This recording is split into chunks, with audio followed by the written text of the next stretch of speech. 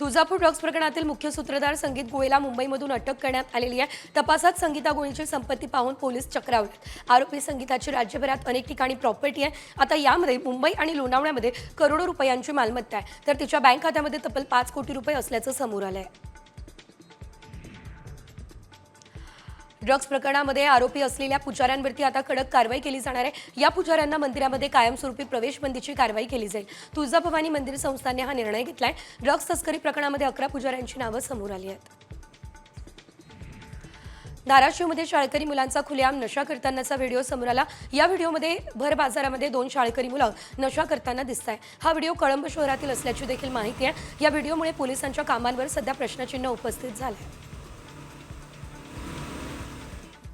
तिकडे लातूरमध्ये MD ड्रग्जचं connection सध्या समोर आलेलं आहे। यामध्ये आपण जर बघितलं तर लातूरच्या चाकूर तालुक्यातील रोहिणा गावात एमडी ड्रग्ज बनवणारी फॅक्टरी उद्ध्वस्त करण्यात आलेली आहे। केंद्रीय महसूल गुप्तचर यंत्रणेच्या DRI अधिकाऱ्यांनी छापा टाकत ही कारवाई केली। तर कारवाई करण्यानंतर या प्रकरणी आता 7 जणांना अटक सुद्धा करण्यात आली आहे। 14 दिवसांची पोलीस कोठडी सुनावण्यात आलेली आहे। मुंबईमधून अमरावती ड्रग्जची तस्करी करणाऱ्या तिघांना अमरावती पोलिसांनी अटक केली असल्याचं बघायला मिळतंय। त्यांच्याकडून 30 ग्रॅम एमडी ड्रग्जसह 3 मोबाईल असा 8 लाखांचा मुद्देमाल सुद्धा जप्त झालाय। अटक करण्यात आलेली तिन्ही आरोपी बडनेरा शहरातील आहेत।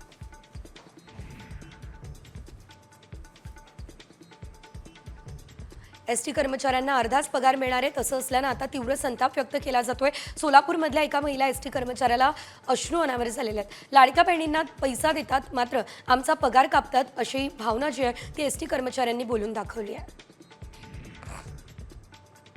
अकोल्यातल्या मध्यवर्ती बस स्थानकावर एसटी कामगार संघटनेने निदर्शनं केली।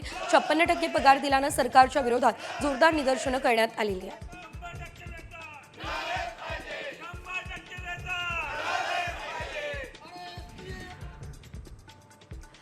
मुंबई मांडवा अंतर बोटीने पार करण्यासाठी 100 ते 300 रुपये तिकीट आकारले जाणार आहे। मात्र आता प्रवाशांकडून या प्रवासासाठी 1000 रुपये घेतले जाते। भाजपचे माजी नगरसेवक मकरंद नार्वेकर यांनी आता ही बाब समोर आणलेली आहे। राज्य सरकारने या प्रकरणाची चौकशी करावी ही मागणी त्यांनी या दरम्यान केली आहे।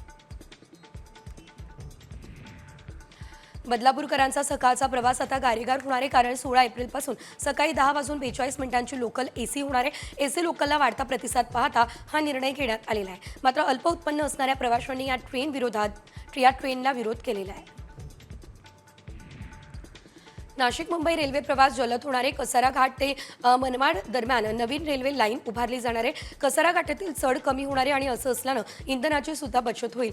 तर बिना बँकर इंजिन रेल्वे धावणारे असं असल्यानं तब्बल 1 तासांचा वेळ वाचेल। 4000 कोटींचा प्राथमिक आराखडा तयार करण्यात आलेला आहे। अमेरिकेने टॅरिफबाबत मवाळ धोरण घेताच आता सोन्या चांदीचे दर पुन्हा वाढले। सोन्याच्या भावामध्ये 3000 रुपयांची वाढ झाली। 10 ग्राम सोन्यासाठी 93,700 रुपयांचा भाव होता। चांदीचे दर आता 96,800 रुपये किलो आहेत।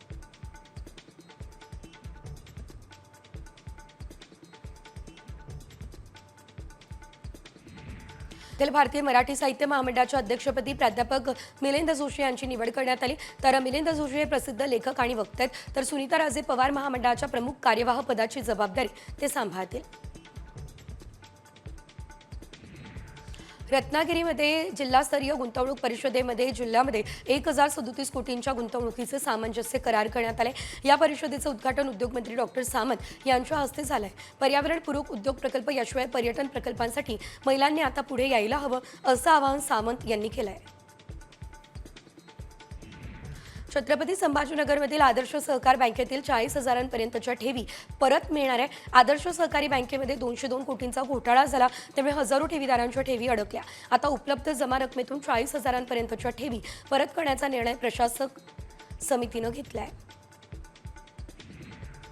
रत्नागिरीच्या मांडवी किनारीजवळ आता अवघ्या 5 रुपयांमध्ये पर्यटकांना चेंजिंग रूम उपलब्ध होणार आहे, कारण टॉयलेटची सुविधा देण्यात आलेली आहे। ई